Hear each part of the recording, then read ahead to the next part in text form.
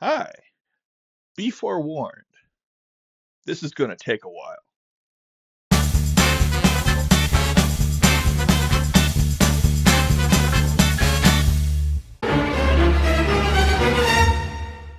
Okay, I have returned from the land beyond beyond, otherwise known as the state of Oregon and the the Lava Beds National Monument about at the border, just above. Uh, my mother-in-law wanted to go back and revisit all the places that she had grown up in and visit family. So we went up, and of course, I looked into what bookstores I might be able to hit up. And well, let's just say I came home with a big old bag of books. So let's get started, shall we? First stop was in Klamath Falls, Oregon, and where I was able to go to Canvasback Books. It's a very small, new and used bookstore. And they say used, but they don't really have that many used books, not the way that somebody like I would consider a used bookstore. This is a new uh, bookstore or new bookstore. Um, and they had a great setup and wonderful inventory, and had a great Pride Month table display.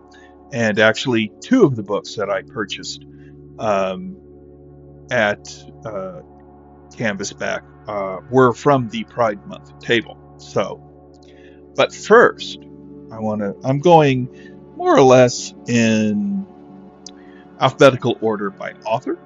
And the first one up is actually one that I learned of through Willow Heath over at Willow Talks Books. And if you haven't seen her channel, you should. She's awesome and funny and witty and lions and tigers and bears. Oh my, but really um, a great critic, and she does love her Frankenstein. But what I'm talking about is Bat Eater and other names for Cora Zung or Zing, depending on the pronunciation guides. Depends. It's Mandarin. It would be, I think, Zung, and, or a very close approximation of that. And in Western Germanic, it would be Zing. So, but this is a story about a crime scene cleaner and who runs afoul of a serial killer that leaves bats at the crime scene. Also, um, excuse me, her sister during the pandemic, because of the whole, what do they call them? Wet shops? Everything. They called her, she was called Bat Eater. She was pushed in front of a subway train, and Cora witnessed the crime. And this has got some rave reviews from it. The Inner Flap says it is a wildly original, darkly humorous, and subversive horror novel for fans of The Only Good Indians and The Eyes Are the Best Part. And I have read The Eyes Are the Best Part.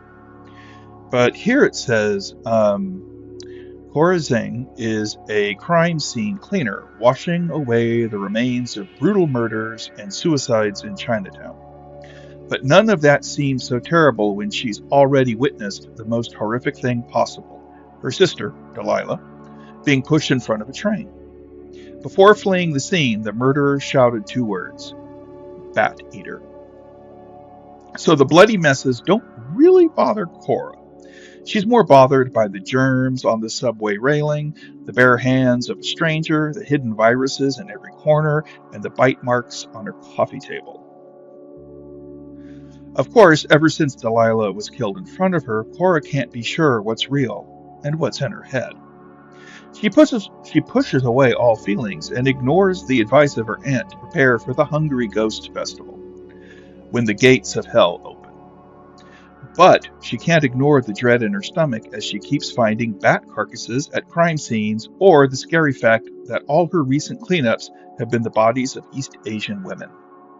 As Cora will soon learn, you can't just ignore hungry ghosts.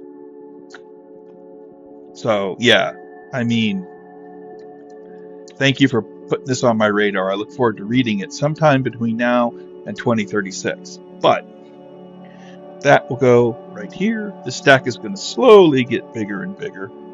Actually, I'll put it like this so it doesn't topple over. Next up was a selection that was on the Pride Month table.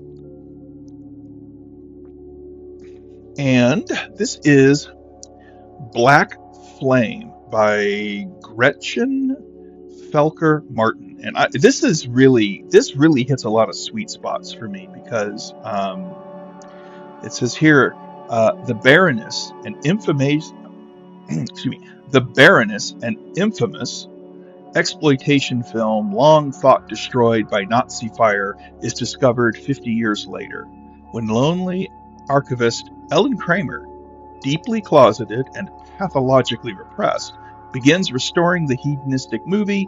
It unspools dark desires from deep within her.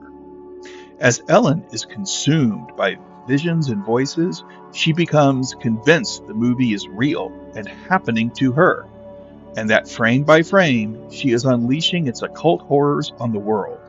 Her life quickly begins to spiral out of control until it all fades to black, and all that remains is a voice asking a question Ellen can't answer but can't get out of her mind. Do you want it? More than anything? That's a great cover too. I mean, I love Lost, forbidden books, forbidden movies, and it has two quotes from that really kind of let you know the kind of ride you're going to be in with this. It's like, the first is, "We have such sights to show you," from Clive Barker, The Hellbound Heart. And then a quote from Louis Buñuel, "My last sigh. Sometimes watching a movie is a bit like being raped." So I'm going to look forward to that. Now this one reminded me a lot of a Peter Straub novel I read many years ago called In the Night Room, and also a short novel or a novella that he wrote called The Buffalo Hunter, I think was the title. He really got into metafiction and the idea of going into books or becoming part of the book, or the book becoming part of the world. And those two works, I love them, and they really kind of infused how I like. A few times I write fiction, those are the kinds of things I like to play with. And so here we have The Book Witch by Meg Schaefer. And it's I fell in love with it because I just saw this inner jacket art. Look at that. You got a kitty cat. So, I mean, that's just right there. That is my jam. That is just, I vibe with this 110%. And this is here, it says here, Rainy March, great name, is a proud third-generation book witch sworn to defend works of fiction from all foes, real and imaginary. With her magical umbrella and feline familiar, she jumps in and out of novels to fix malicious alterations and rogue heroes like a modern-day magical Nancy Drew. Right there, I was like, I knew I was going to be getting this book. Book witches live by a strict code. Real people belong in the real world. Fictional characters belong in works of fiction. Do not eat, drink, or sleep inside a fictional world lest you become part of the story. Falling in love with a fictional character? Don't even think about it. Which is why Rainey has been forbidden from seeing the Duke of Chicago, the dashing British detective who stars in her favorite mystery series. If she's ever caught with him again, she'll be expelled from her book coven and forced to give up the magical gifts that are as much a part of her as her own name. But when her beloved grandfather disappears and a priceless book is stolen, there's only one person she trusts to help solve her case: the Duke. Their quest takes them through the worlds of Alice in Wonderland, King Arthur, and other classic stories that will reveal hidden enemies and long-buried family secrets. And I was like, yeah, this sounds so much fun. Yeah, it's like, yeah. Again, sometime between now and 2026. No, 2036. Sorry, it is 2029. But I'm going to get to this. When you see this stack, I mean, like, when am I going to get? Never mind. But this was, oh, I fell in love with this book. Just reading that, it sounds so wonderful. Also reminds me of The Purple Rose of Cairo. Is another kind of story. I mean, I just like those kind of, where people find themselves in there. There was a movie, I think it was called Big. When I saw it in Britain, or in Hong Kong, it was called Biggles, and it was directed, I think, by John Howe, and it had a fictional hero come out in the real world. And another one that would be movie-wise would be Last Action Hero. But as you can see, these kind of things happen, in this kind of fantasy. And yeah, perfect. All right, last book I got at Canvasback Books was from the another Pride Month table display, and this one is called Rules for Ghosting by Shelley J. Shore. And it says here, Ezra Friedman sees ghosts, which means growing up in a funeral home complicated. Wait, Ezra Friedman sees ghosts, which made growing up in a funeral home complicated. It might have been easier if his grandfather's ghost didn't give him scathing looks of disapproval as he went through a second HRT-induced puberty, or if he didn't have the pressure of all those relatives, living and dead, judging every choice he makes. It's no wonder that Ezra runs as far away from the family business as humanly possible. But when the floor of his dream job drops out from under him and his mother uses the family Passover Seder to tell everyone she's running off with the rabbi's wife, Ezra finds himself back in the thick of it. With his parents' marriage imploding and the Friedman family memorial chapel on the brink of financial ruin, Ezra agrees to step into her mother's shoes and help out, which means long days surrounded by ghosts that no one else can see. And then there is his unfortunate crush on Jonathan, the handsome funeral home volunteer, who just happens to live downstairs from Ezra's new apartment. And the appearance of the ghost of Jonathan's gone-too-soon husband, Ben, who is breaking every spectral rule that Ezra knows, because Ben can speak. He can move. And as Ezra tries to keep his family together and his heart from getting broken, he realizes that there's more than one way to be haunted, and more than one way to become a ghost. Ghost story, funeral home. It also kind of like, I think I still have it on my, yep, I do. I had read Fun Home by Alison Bechdel many years ago, and I'd seen the musical adaptation on Broadway. So this kind of put me in Fun Home mood. And then there was, I think it was called A Haunting in Connecticut or something, and I believe it may have been one of the Warrens' opportunistic stories. But there was a family that lived in a funeral home that was haunted, and it led to a possession and everything. But I think it was called A Haunting in Connecticut. I didn't do research on it that much for this, because this is a book haul and not a review. But yeah, again, this hit a lot of sweet spots, and I just really like it. And it also takes some stuff that I'm not overly familiar with and adds it to the mix. So it sounds like a good read. Briefly stopped by the gift store. When we went to the Lava Beds National Monument, we stopped by the gift shop, of course, also to pay the caving fees for that. And there'll be a video of the Lava Beds National Monument and the walks we took and the caving we did. I'll make a video of that for later in the week. But while there, I bought a book about the Modocs and their war, which is because Captain Jack um, um, was holed up in an area around there. And in the fall of 1872, so it lasted from about 1872 to about 1873, three small bands of Modoc Indians joined forces to hold off more than 1,000 United States soldiers and settlers trying to dislodge them from their ancient refuge in the lava beds. And yeah, in these caves and crevices, which the army called the Stronghold, the 160 odd Indians, led by Captain Jack, fought 5 battles and several skirmishes against the whites, inflicting more casualties on their enemies than their own total strength. So this is a book about that. And there was a place where there was a cross. I think it's called Cadre's Cross, but it was the general that Captain Jack met during like a peace summit. Captain Jack just shot him in the face. Good on Captain Jack.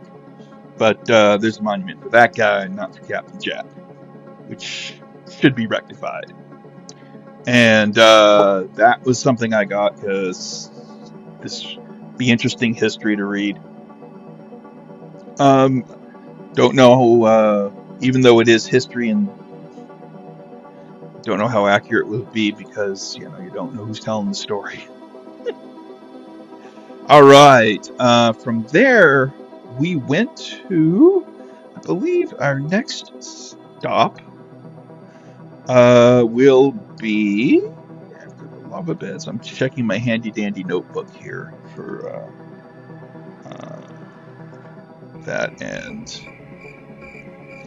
I think our next stop was, for book-wise, yes, was Escape Fiction, which is located in Salem, Oregon. And this is a huge store. One of the things I liked about it was that when I walked in, the owner, proprietor, was behind the register, and he was like, "Hi." I'm like, "Hi." And he asked me have you been here before? I was like, "Nope, first time." And he's like, "Okay, let me show you around." And he did. He's like, "What are you looking for?" And as we're going through, I'm like, science fiction, fantasy, and horror. I don't know, those are the three things I really, really wanted. And he says, "Okay, let me show you where the horror is because we were walking by. He said, fantasy's right here. It's a big section. You're not going to miss it. Horror is in the back of the store. You're going to have to go a little bit farther." And which we did. And it was, if he hadn't shown me where it was, I wouldn't have been able to find it. So thank you very much, kind sir. But I went through and went through the horror section. Not as big as the science fiction, fantasy section, and the mystery section, and the romance section, and the kids section, and all those things were huge. Horror was a little smaller, but I blame like Paperbacks from Hell and the collector market for basically just kind of like draining that area, because most of the stuff is now like rare and overpriced. But I found some really good stuff. And one of the things, first up, we're going to go here is The Girl in a Swing by Richard Adams, who is best known for writing Watership Down and The Plague Dogs. I did at one point have a paperback of Shardik, his bear novel, which is referenced in The Dark Tower 3, The Wastelands by Stephen King. There's a giant robot bear that's like the Shardik line or something, which I thought that was cool. That was just this is a romance via a love story. I think they even made it into a film. I'm not too sure. Again, this is just a haul, not a review, but it says here, her beauty stuns him and he is swept up in a love beyond imagination. She tells him nothing of her family and past. He does not care, for she is the most enchanting woman he has ever encountered, a seductress of erotic mystery and exquisite sexual genius. Impulsively, he marries her, and then the dread emerges. It begins as a trickle of unease over the eerie transformation of a small green pillow, nightmare images of drowning, the ghostly sounds of a sobbing child, until, little by little, he uncovers the nature of her dark and terrible secrets. So, I do remember seeing this book on the shelves and then the spinner racks back in like 1980, 81 when it was published, but I didn't pick it up because it it was big and it had small print. I wasn't mature enough to really understand a lot of the stuff, so that were probably covered in the book. But I'm looking forward to discovering it now, and I'll probably review it on the channel at some point. But that is The Girl in the Swing by Richard Adams. Next up is a choice that I kind of put on my radar by Brian over at Bad Taste Books. And this is one of the Deathland's books, Dectra Train, because it's got giant monster whales or whale sharks or giant fish, and they're out there doing stuff. And this is just cool. It's like a complete it's a complete cover like this. I think this guy looks hilarious. I mean, he's just like, yeah, whatever. There's this giant shark thing, and he just looks like, this is it. This is Friday. Yeah, damn, last fish of the day. Then I can go home and have a beer. But yeah, because of that, he had done a review on it in one of his videos, and so I wanted to do that. And that is a nice segue for something else, because this is my book bag that when I go to a bookstore I use. It's a Chibi Godzilla bag that I got either in Shinjuku, the Godzilla store in Shinjuku in Tokyo, near the Godzilla hotel, or the hotel that's got the Godzilla room, or the Godzilla store in Osaka, which I had been to Osaka before I knew that Jeff at Jeff's Cave of Cool Books was there. Didn't know about him at that time, but next time I go, I'm like, dude, I'm gonna be in town. But I always forget my handy dandy notebook that I have started keeping a list of books and authors that I should keep an eye out, and I have this Deathlands book listed in here, and so now that I have it, I can cross it out. And there I had the very first book crossed out in the handy dandy notebook. And then it gets put back into this little pocket, into this little bag that I won't forget because it's my book swag bag. So there we go. Deathlands, giant sharks, it's Mad Max meets Jaws meets Moby Dick meets, I don't know, Meg. But I'm looking forward to that. Next up was one that I was delighted to find, because I've been looking for it and haven't found it, and I really haven't been looking for it online, but I found Spellsinger, Book 1, the first book in Alan Dean Foster's Spellsinger series. This is another book I remember. I remember the Warner Brothers paperback being around all the place, and because I was like, well, it's not horror, I'm not going to read it. Although I loved his Ice Rigger novels, and I read a lot of his novelizations, and I really I've been putting this off way too long, and I want to read this series, so I'm glad I've got the first book in the series. Foster's a lot of fun, and we'll be hearing from him again, or seeing him again. Now, this, a while back, I did a movies of the week, it was in stuff of the week. It was before I did the ads of the week, or ads from the week format.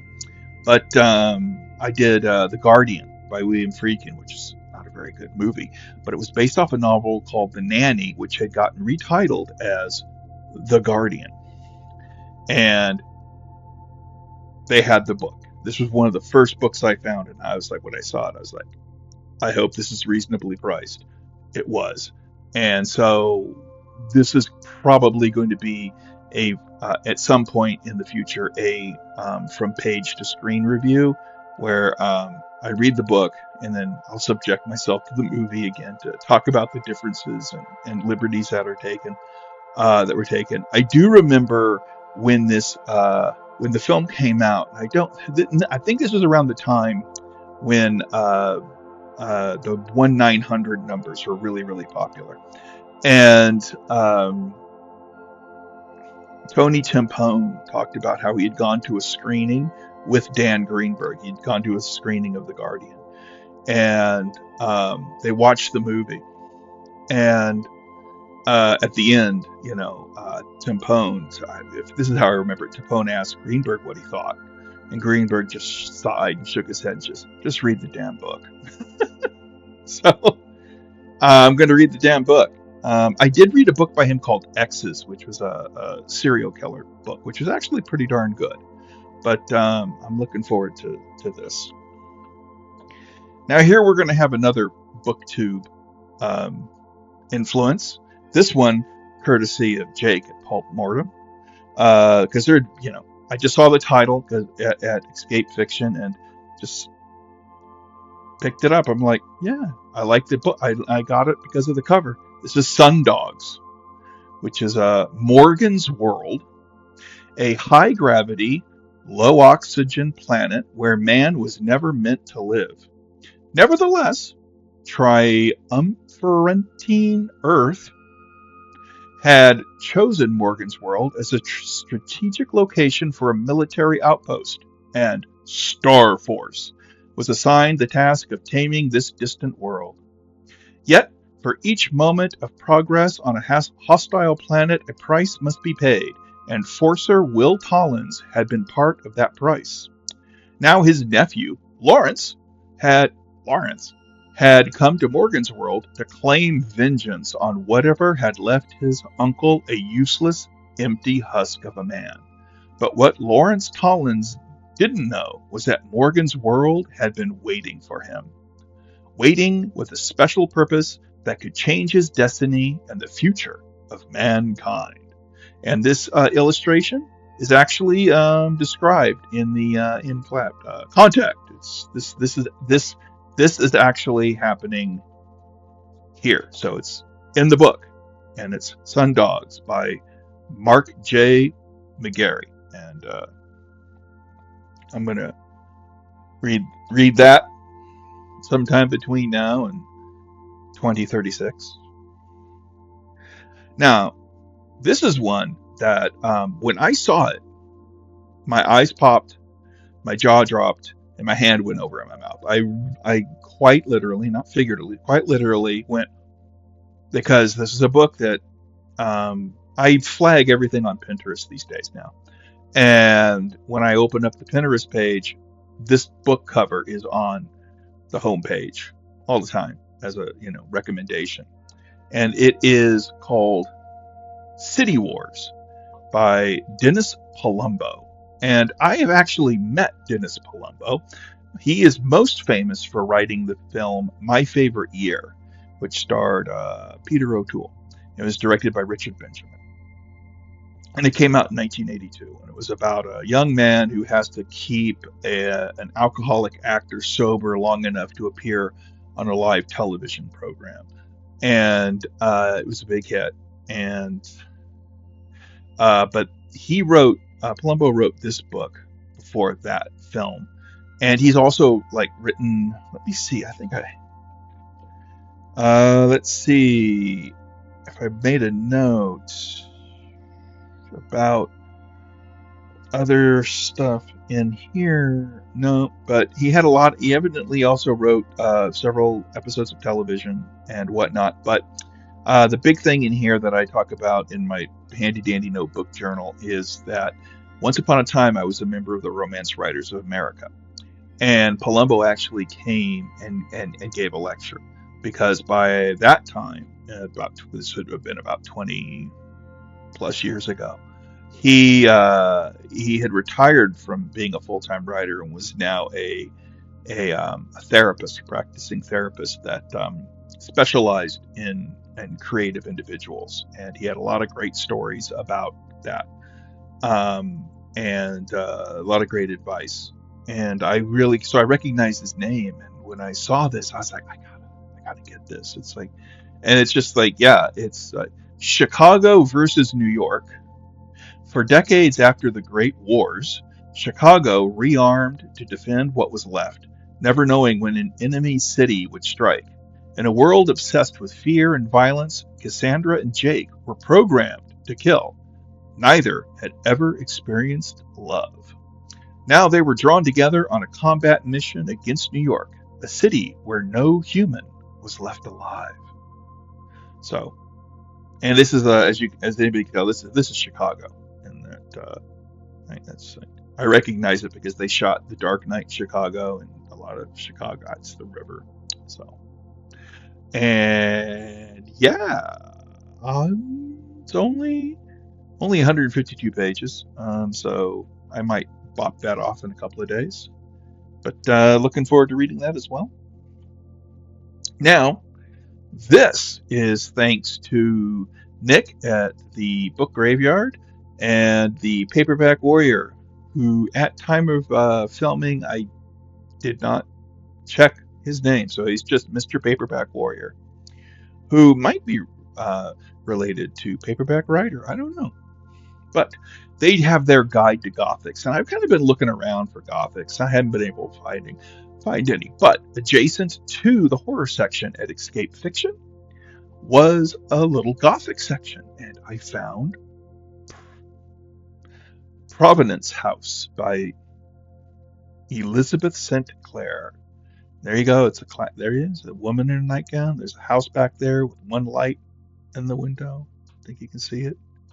Can you see it? It's right there, I think. But that's, I got it. I'm like, I found one. It's great. And it's like, seems like there's ghosts and time travel and all kinds of stuff. I'm like, yes, I got one. I got one finally. I hope it's good. Last one from Escape Fiction was False Dawn by Chelsea Quinn Yarborough. And this purchase actually led to a brief discussion between myself and the owner about the merits of the film Dead and Buried, or the novelization of Dead and Buried, which Yarborough wrote, and which is one of those rare instances where the book is actually far better than the movie. And the movie's pretty damn good. But she, because of the nature of what's going on, she was able, as a novel, was able to kind of look obscure stuff and keep an aura of mystery that actually worked better on the printed page than it did on the silver screen. Although it did work very well on the silver screen. And I even quoted the last line of the movie. Come, let me fix that for you. You know, you know. But this is one of those post-apocalyptic novels where people from disparate groups, have to work together. And so it says here, mutant. In the 21st century, hey, that's right now, mutant is a dirty word. A mutant is a human being virally modified for survival in the poisonously polluted environment. A monster, despised, feared, and marked for death by the pirates, who range the country looting, raping, and destroying.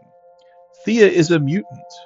For 10 years, she has survived in the woods, feeding on wild animals, defending herself with her homemade crossbow. Now, in an abandoned silo, she has rescued a mutilated man. Montag. Montague. No, it's Montague. Sorry. Montague. Montague. Who once led the pirate forces in desperation. Wait, who once led the pirate forces? Period. There's a crease there, so I miss it. In desperation, the two set off together to seek a haven, trusting each other because they must, but never touching because they must not. And there was a really, and I was just like, I just like the cover, and I like, it's got a badass chick in a, like, fur bikini on it, very 80s post-apocalyptic stuff. Because this is like copyright 1979. Well, no, copyright's 1978. It was first published in April of 1979. So, and there's a little thing in here, note from Yarbrough. Any reader so inclined can, with the use of the USGS, which would be the United States Geological Survey, topographic maps, they can follow the route that Thea and Evan take through the Sierra Nevada from the east side of Chico to the mountains below Kirkwood Lake, two locations I've been to. I had an aunt that lived in Chico, so we would go up and see her on occasion. And we went camping at Kirkwood Lake at one point when I was a kid. I remember going up there. So I'm like, I like it when I read, but I'm like, hey, I've been there. I know that. Sometimes I read a book and I'm like, yeah, you've never been to this location, have you? And there's other people where I read it and I'm like, you've done your homework. But it's fiction, and fiction is a dream. All right. Then from oh boy. Now, from then we went to from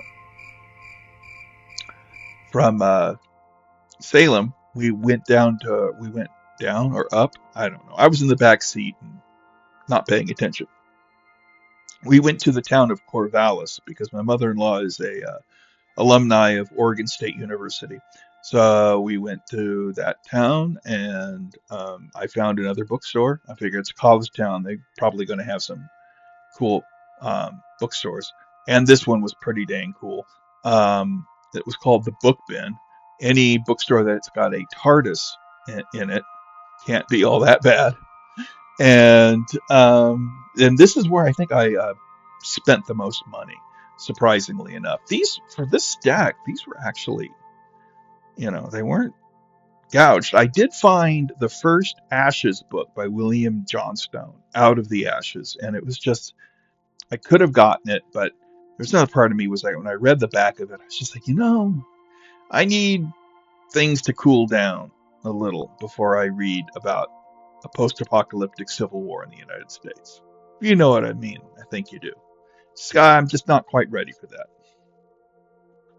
But there's a lot of books I found over at the Book Bin that I was really looking forward to. Now, the first one I got for three separate reasons. First is it's written by Anne Aguirre, who wrote, and I've read the Sarantha Jack series, which was like 6 books, and I believe it was the Dread Chronicles, which is a trilogy which was set in a prison ship.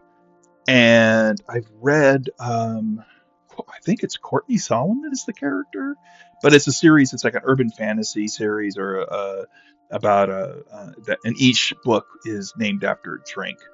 There was like the Blue Diablo and whatnot. And I've got the third book. It's in my Kindle, but I need to charge my Kindle.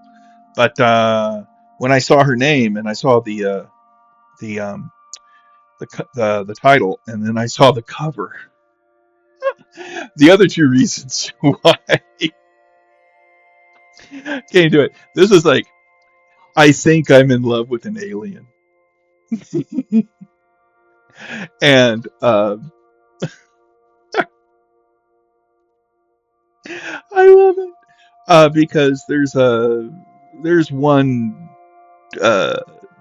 culture war twerp that went on a rant about, like, fan fiction destroying modern literature and monster intercourse and whatnot.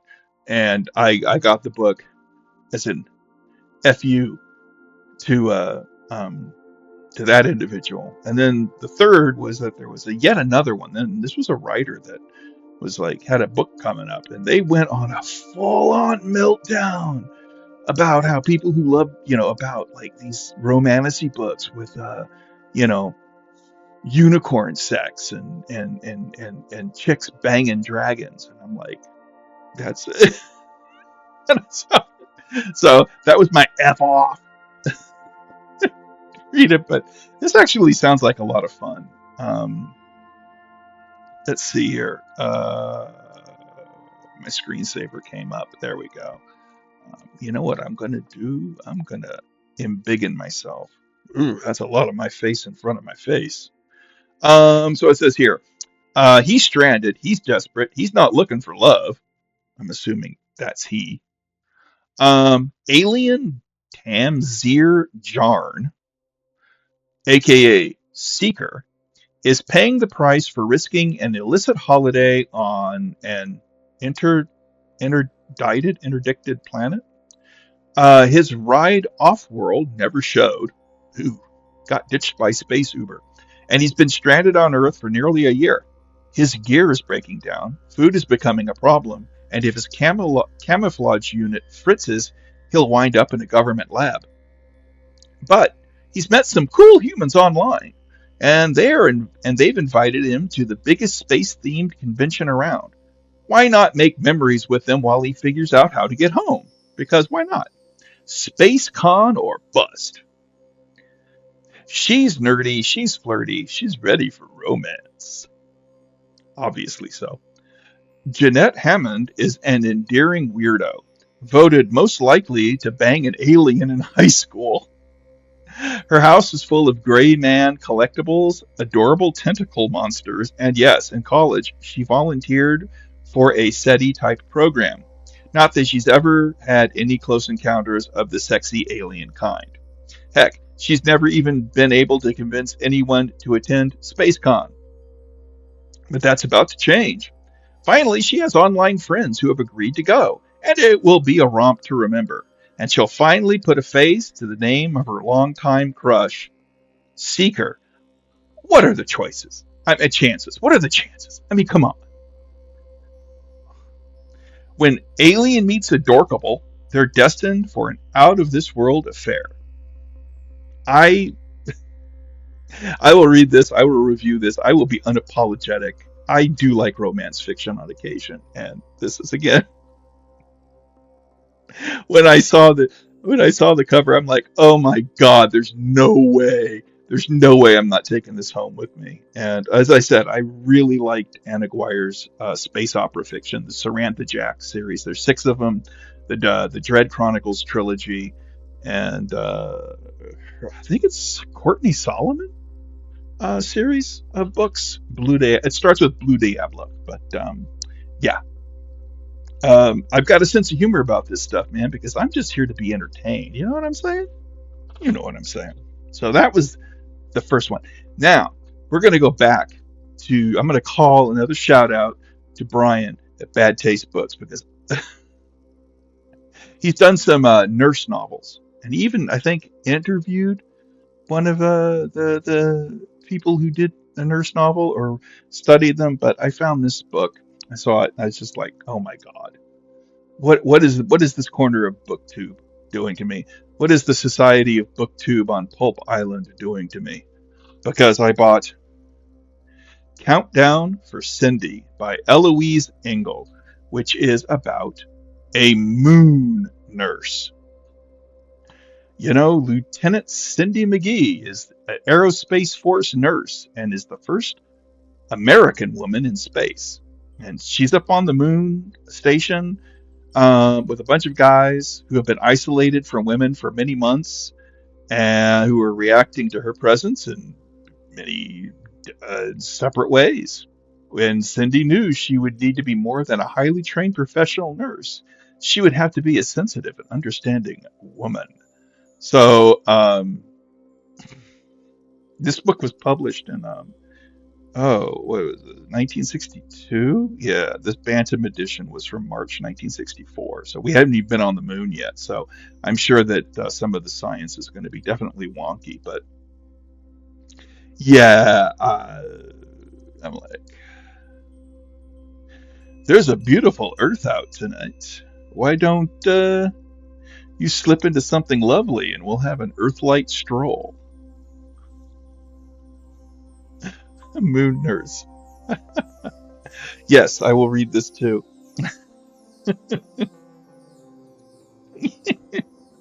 I love it. Anyway, Alan Dean Foster's back. This is his first novel, The Tar I'm Krang. This is a book I had when I was a kid, but I never read it for whatever reason. I don't know why. Or, yeah, I don't know why. But it was Foster's first novel, or first published novel, and it was also the first that would feature his beloved character of Pip and his mini dragon Flinks. Um, and yeah, there's a they have a lot of listings here. I do remember, I think it was in 2005, maybe. Um, but Alan Dean Foster was the guest of honor at a BayCon um, convention, and he talked about when he wrote this book, and that he was, in retrospect, he was shocked that they published it with such a consumer unfriendly title, because they try to like avoid, you know it's gibberish, and he's like, but they published it, and the rest is history. And uh, yeah, and I'm looking forward to reading that. So it's like his first Spellsinger book, and that was from the early '80s, and his very first novel. And this is another gap in my thing. I haven't read any of the Spellsinger novels, and I haven't read any of the Pip and Flink's adventures. I have read the Ice Rigger trilogy. Ice Rigger was one of I think, the first Foster book I read, and I loved that book. That was a great, fun read. Um, it's um, it's probably been a good 20 years, maybe, give or take, um, where since I last read Richard Lehman, but the book bin had this available, and so I picked it up, and I'm looking forward to it. What did I write down in here about it? That here, I do enjoy Layman's unapologetic blending of grotesque violence, raunchy sex, and admittedly guilty urges. Um, that his writing style is fast paced, loaded with black humor, and awash with some truly baffling plot twists and developments also helps. So I'm hoping this one will be uh, um, a fun read. And one of the things was I did not, I don't remember where I read it. It might have been in one of the books that was published posthumously, where Dean Koontz wrote an introduction. But I do remember that Koontz was talking about how, because he and Richard Lehman were good friends, and they hung out a lot together. And it's interesting because they are very similar writers in that their stories have a tendency to be breathlessly paced. I mean, they just move like fast. And even if not much is happening, it's such a short time period, you know. Um, and he was talking about how he and Dick were out, and they were driving, and they were there, and they were both with their wives. So there's like one couple in the front seat, one couple in the back seat, and they were driving, and they were in an alleyway, or they were in an intersection or something, and something happened in front of them, or they saw something in front of them, and they both used that incident in novels they wrote. Um, Layman's was very different from what Kuntz did, of course, because they were very different writers. Uh, Richard Lehman was much more of a dirty old man, kind of, or like a horn dog 13-year-old mentality, while Kuntz is a very strong, like romantic, you know, feel. but I'm looking forward to that. This was one I did a double take and ultimately decided there were two reasons why I got it. And this is The Wailing Asteroid by Murray Leinster. And the first reason is that Murray Leinster is referenced in Luigi Cozzi's Star Crash. There's a spaceship that goes by, and it's called the Murray Leinster. He's referencing the science fiction he loved, and so he named a spaceship after the guy. And I think Ray Bradbury's name dropped at one point, and at the very beginning of the movie.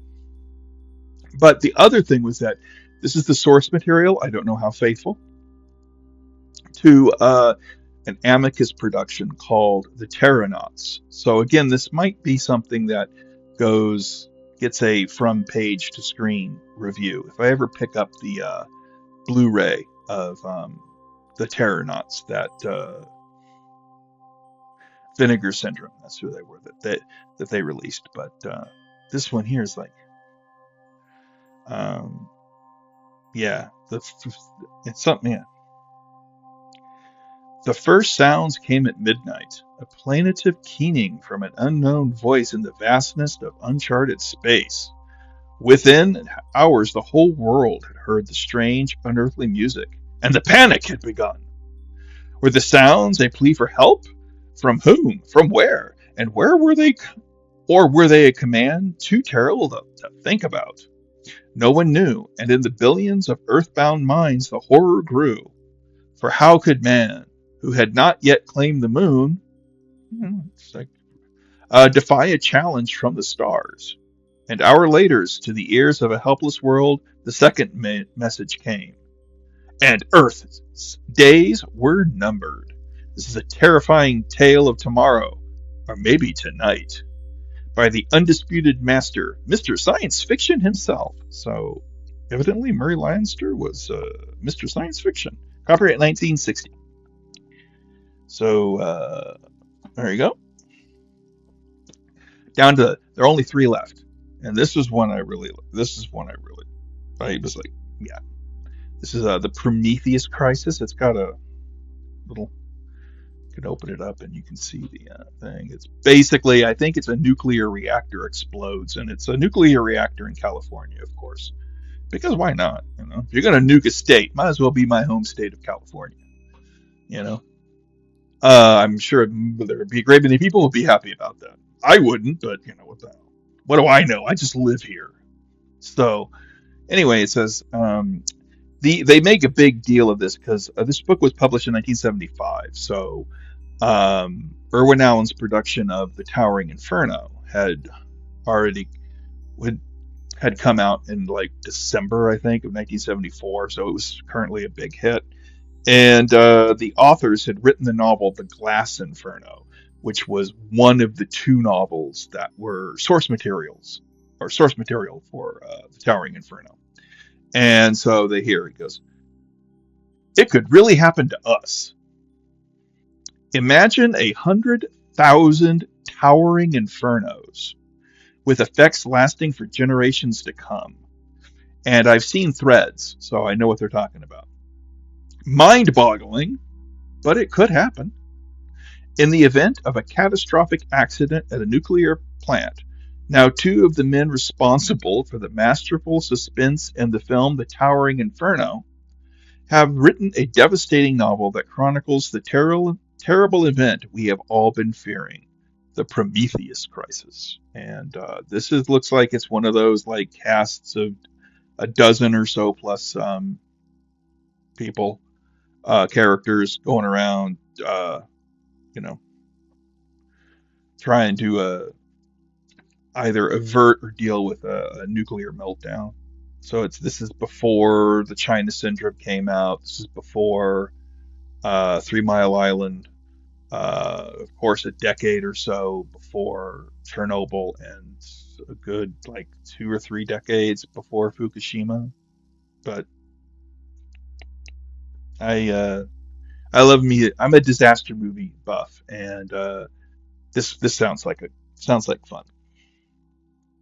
Now, speaking of disaster, movie, or disaster stuff, we have this one called Only Lovers Left Alive by Dave Wallace, which evidently I knew nothing about, and I bought it just because of the cover and the reference to Lord of the Flies, and the back it just says it was all over.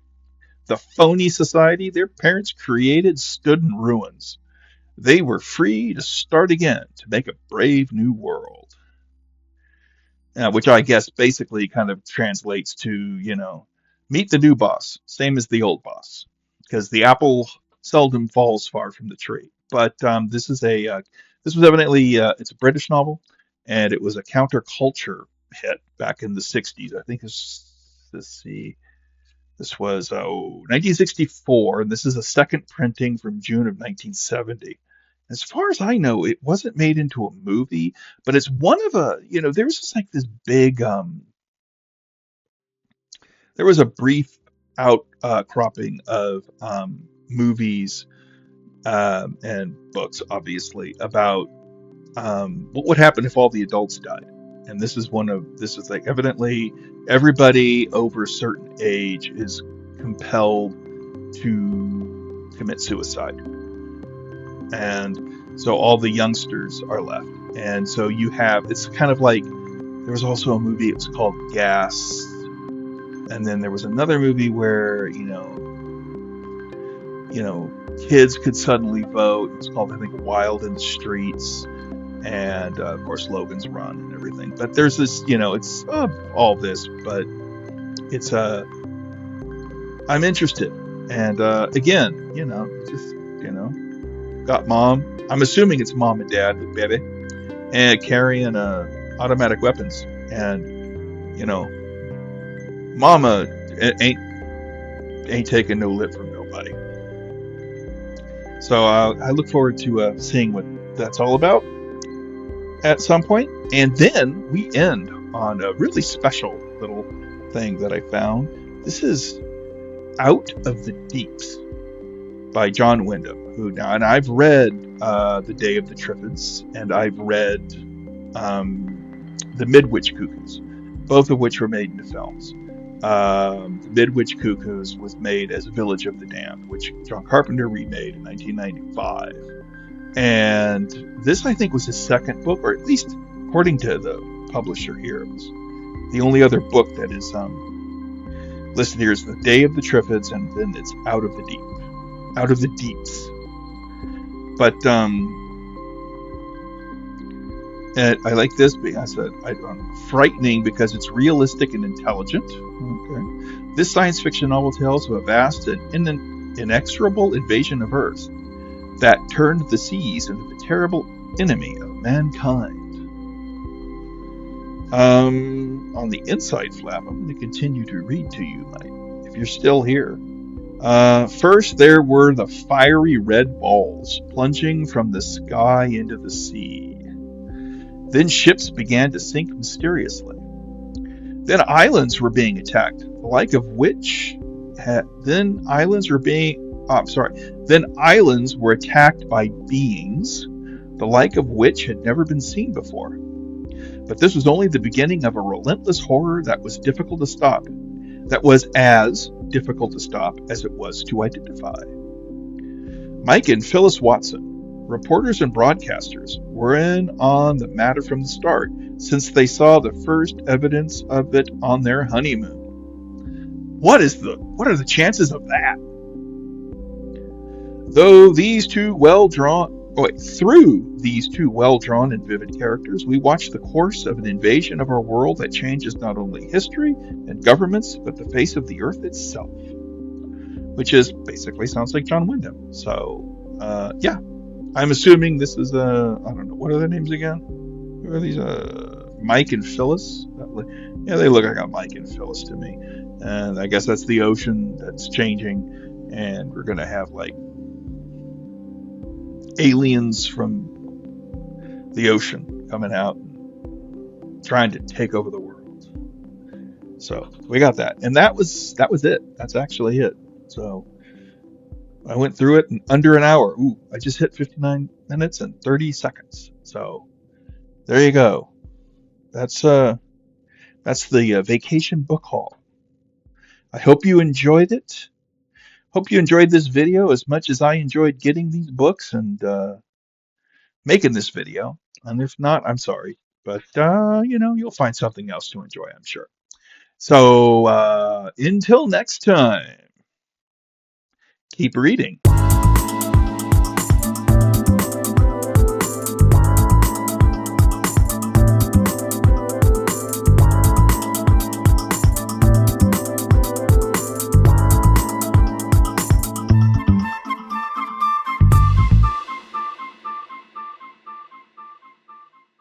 Enough is never enough.